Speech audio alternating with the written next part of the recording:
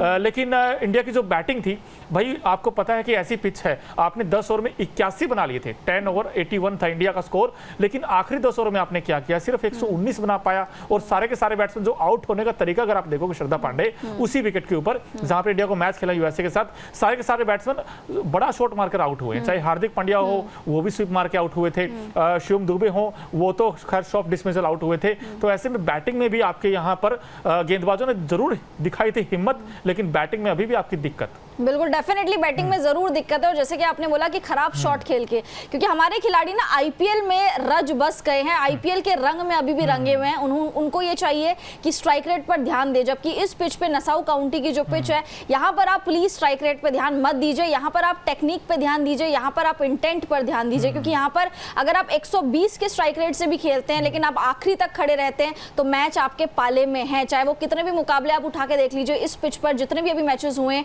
सब मैचेस में intent matter करिए, स्ट्राइक रेट किसी में मैटर नहीं करी। जो ऋषभ पंत है वो भी तो कहां तेज खेल रहे थे, वो भी धीरे खेल रहे थे, उतने तेज नहीं खेल रहे थे। अक्षर पटेल ने उनका साथ दिया था, तीसरे नंबर पर अक्षर पटेल को लाया गया था। अक्षर पटेल ने डिफेंसिव पारी खेलने की कोशिश करी थी और वहीं से कहीं ना कहीं हम संभले।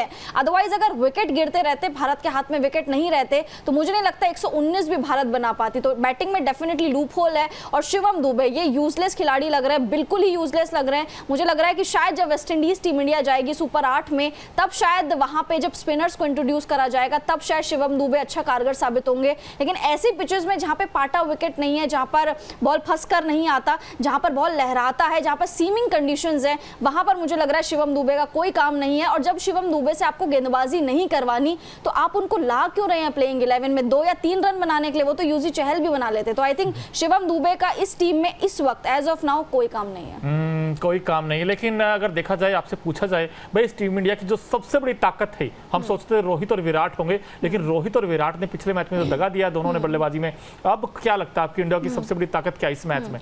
देखिए, इंडिया की सबसे बड़ी ताकत है जस्सी जैसा कोई नहीं। जहां पर आपको दिक्कत परेशानी हो, आप डॉक्टर पे मत जाइए, आप जसप्रीत बुमराह पे चले जाइए। पिछले मैच में भी आपको याद होगा जब मोहम्मद रिजवान क्रीज पर डटे हुए थे, और अगर मोहम्मद रिजवान अंत तक खड़े होते तो मुझे लग रहा है पाकिस्तान मुकाबला चेज कर जाती। बट अगर आपको कुछ भी दिक्कत है तो आप जसप्रीत बुमराह के पास जाइए, जसप्रीत बुमराह से 1 या 2 ओवर पावर प्ले में करवाइए और उनका ओवर आखिरी तक बचा के रखिए, जैसे कि पिछले मैच में रोहित शर्मा ने रणनीति लगाई थी। तो मुझे लग रहा है इनकी सबसे बड़ी ताकत इनकी गेंदबाजी है, और खासकर जसप्रीत बुमराह का फॉर्म। चाहे आप ओडिया वर्ल्ड कप, पिछला वर्ल्ड कप की बात कर लीजिए, चाहे आप ये वाले वर्ल्ड कप की बात कर लीजिए, और साथ साथ पाकिस्तान के मैच की, खासकर पाकिस्तान के खिलाफ जो मुकाबला हुआ था उसमें जसप्रीत बुमराह ही ऐसे गेंदबाज थे, बॉलर थे, जिन्होंने हमें वापस मैच में लेके आए थे। क्योंकि एक टाइम पे पाकिस्तान के पास 48 पे 48 यानी 48 रन चाहिए थे 48 गेंदों पे, और 8 विकेट इनके खाते में थी। वहां से अगर मैच किसी ने पलटा है तो वो बुमराह है। तो मुझे लग रहा है सबसे बड़ी ताकत इनकी बुमराह है। और उस मैच में भी अगर देखोगे तो भाई जस्सी पीकर आए थे लस्सी, और उन्होंने ऐसे आउट किए यार, वो यकीन ही नहीं हुआ था किसी को। वो जिस तरीके की बॉलिंग करते हैं भाई, कोई तोल नहीं, कोई मोल नहीं इस खिलाड़ी का, क्योंकि जैसी गेंदबाजी करते हैं। अब अगर देखा जाए भाई इंडिया की बैटिंग में आपको सबसे ज्यादा उम्मीदें किससे है? क्योंकि हमें रोहित विराट से थी भाई, दोनों ने बड़ा निराशाजनक परफॉर्मेंस दिया है।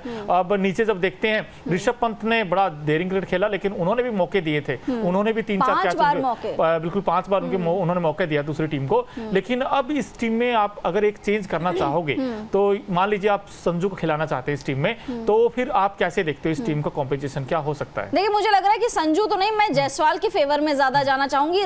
विराट को उनकी जगह से हिलाइए मत, विराट को नंबर 3 ही खिलाइए, और जायसवाल और रोहित को आई थिंक ओपन करना चाहिए। विराट कोहली अपने स्ट्राइक रेट को ज्यादा तवज्जो दे रहे हैं, शायद इसीलिए वो खराब शॉट खेलकर आउट हो रहा है, चाहे वो आयरलैंड के खिलाफ हो, चाहे वो पाकिस्तान के खिलाफ हो। स्ट्राइक रेट पे इतना ज्यादा बोझ पड़ गया है ना उनका, जो आईपीएल में सब लोग उनको स्ट्राइक रेट के ताने दे रहे थे, यहाँ पर भी उनका माइंडसेट वही है। बट मुझे लग रहा है कि अब विराट कोहली को नंबर 3 पे खिलाना चाहिए, और जायसवाल और रोहित से ओपनिंग करवानी चाहिए। ये कॉम्बिनेशन भी ट्राई कर लीजिए, क्योंकि अभी रोहित विराट वाला कॉम्बिनेशन तो चला नहीं। बिल्कुल। लेकिन दोस्तों, क्या आप श्रद्धा पांडे जो मेरी कलीग्स हैं इनसे आप सहमत हैं? क्या आपको लगता है कि विराट को नंबर 3 खिलाना चाहिए, या आपको लगता है कि नहीं यार विराट और रोहित को ही ओपन करना चाहिए? वो भी आप कमेंट बॉक्स में अपनी राय बता सकते हैं। लेकिन हम पूछ रहे थे भाई, इस मुकाबले में अगर देखा जाए, यूएसए की टीम भी कमजोर नहीं, यूएसए ने बड़ा जबरदस्त क्रिकेट खेला है और उनकी तारीफ बनती है। वो जो नॉन टेस्ट प्लेइंग नेशन है, उन्होंने उन्होंने जैसा क्रिकेट खेला है भाई दिल जीता है इन खिलाड़ियों ने खासकर। लेकिन यूएसए की पूछा जाए आपसे, उनकी सबसे बड़ी ताकत क्या रहने वाली है? देखिए मुझे लग रहा है उनकी सबसे बड़ी ताकत है उनकी बल्लेबाजी में डेप्थ। उनकी बल्लेबाजी में काफी ज्यादा डेप्थ है,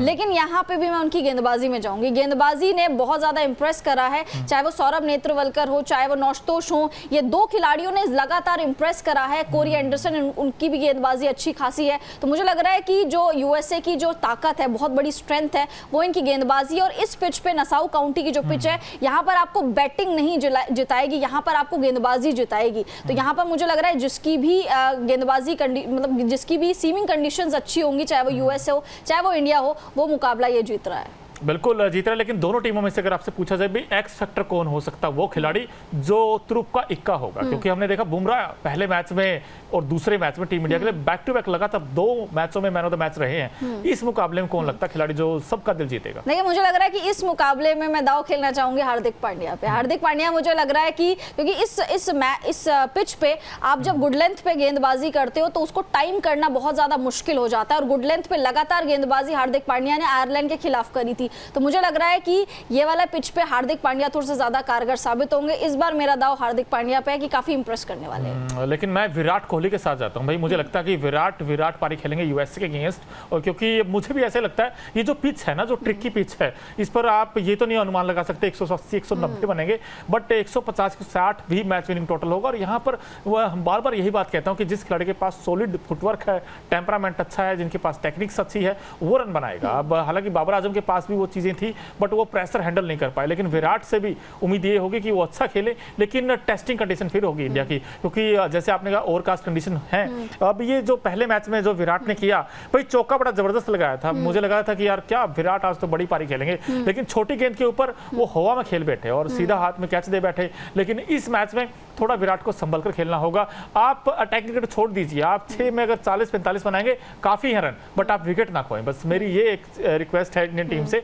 हालांकि वो खेलेंगे तो अपने हिसाब से ही, बट आप जितना पावर प्ले का अच्छा यूज करेंगे वो टीम डोमिनेट करेगी इस मुकाबले, मुझे ऐसा लगता है। लेकिन जैसा पिच है उसको देखते हुए और जो बारिश के अनुमान है वहां पर मुझे ऐसा लगता है ओवरकास्ट कंडीशंस में भाई इंडिया का ही आई थिंक पलड़ा भारी रहेगा। लेकिन जो सामने वाली टीम है, सौरभ नेत्रवलकर जिसने आपकी बात की, वो भी जबरदस्त गेंदबाज हैं। तो आई थिंक हमें रिस्पेक्ट देनी होगी कंडीशंस को, और तो ऐसे क्रिकेट खेलना होगा, मुझे ऐसा लगता है। डेफिनेटली विराट कोहली कर सकता है कमाल, अगर अपने स्ट्राइक रेट पे ज्यादा ध्यान ना दे, क्योंकि हमने देखा है कि स्ट्राइक रेट का बहुत ही ज्यादा उन पे प्रेशर नजर आ रहा है। विराट कोहली टिक कर खेलने वाले हैं, विराट कोहली बॉल को अच्छे से टाइम करने वाले खिलाड़ी हैं। विराट कभी ऐसे नहीं खेलते थे कि अननेसेसरी यूजलेस शॉट लगा रहे हैं, बट आई थिंक वो स्ट्राइक रेट का उनका खेल चल रहा है अभी भी। तो आई थिंक विराट कोहली अगर स्ट्राइक रेट को थोड़ा सा साइड रखते हैं और अच्छे से बॉल को टाइम करते हैं, टाइम देते हैं पिच को, तो मुझे लग रहा है विराट कोहली का बल्ला चल सकता है इस मैदान में। और मैं कुछ लोगों के कमेंट्स भी ले रहा था यार, बहुत लोग ये कह रहे हैं कि जायसवाल को मौका मिलना चाहिए, कुछ ने कहा संजू सैमसन को मौका मिलना चाहिए, क्योंकि जो प्लेइंग 11 को देखते हुए कुछ लोग कह रहे हैं शिवम दुबे को हटाओ और संजू को लेकर आओ। अब कईयों की ये भी सोच है, और किसी ने कहा कि यूएसए भी अपसेट कर सकती है। बिल्कुल कर सकती है सर, और जैसा उन्होंने क्रिकेट खेला है।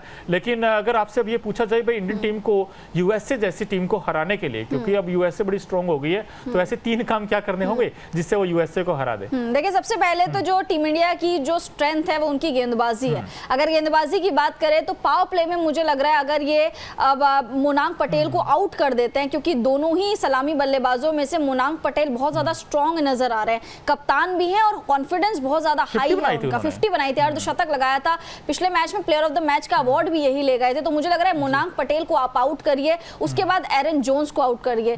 नीचे से इनके पास उस तरीके के बल्लेबाज हैं नहीं, नीतीश कुमार है, नीतीश कुमार से उस तरीके का फायदा ये नहीं निकाल पा रहे हैं। कोरी एंडरसन है, कोरी एंडरसन को ये ऊपर नहीं भेज रहे हैं, नीतीश कुमार से नीचे भेज रहे हैं। तो आई थिंक 2 बल्लेबाजों को अगर ये आउट कर दे तो इनका थोड़ा सा टाइम बच जाएगा। एक तो एरन जोन्स है और दूसरे मोनांग पटेल है। तो पहला मुझे लग रहा है कि टीम इंडिया को ये काम करना पड़ेगा। दूसरा आप बताइए।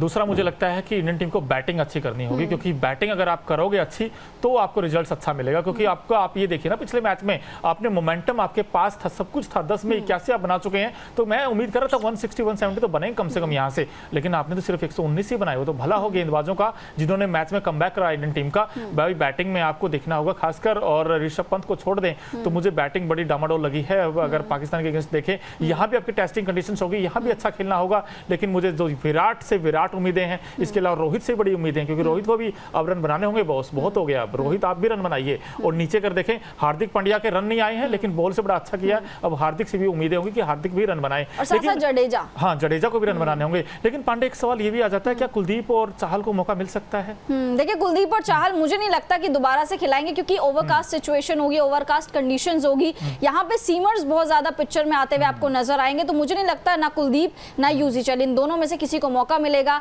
Team India hopefully same playing 11 के साथ जाएगी। बस एक चेंज जरूर होगा, या तो जायसवाल आएंगे या फिर संजू आएंगे, अदरवाइज गेंदबाजी में कोई चेंज नहीं होगा। यही एक चीज मुझे भी लगता है कि भाई संजू सैमसन को इस टीम में मौका मिल सकता है। लेकिन दोस्तों आप बताइए, आपको क्या लगता है भाई, क्या इंडियन टीम जीत की हैट्रिक लगा देगी, यूएसए को हरा देगी, या फिर यूएसए उलटफेर कर देगी? मुझे ऐसा लगता है कि कर सकती है वो। आप अपने कमेंट बॉक्स में अपनी राय जरूर बताएं, और अभी तक अगर आपने न्यूज़ नेशन और न्यूज़ नेशन स्पोर्ट्स को सब्सक्राइब नहीं किया है तो फटाफट कर लीजिए।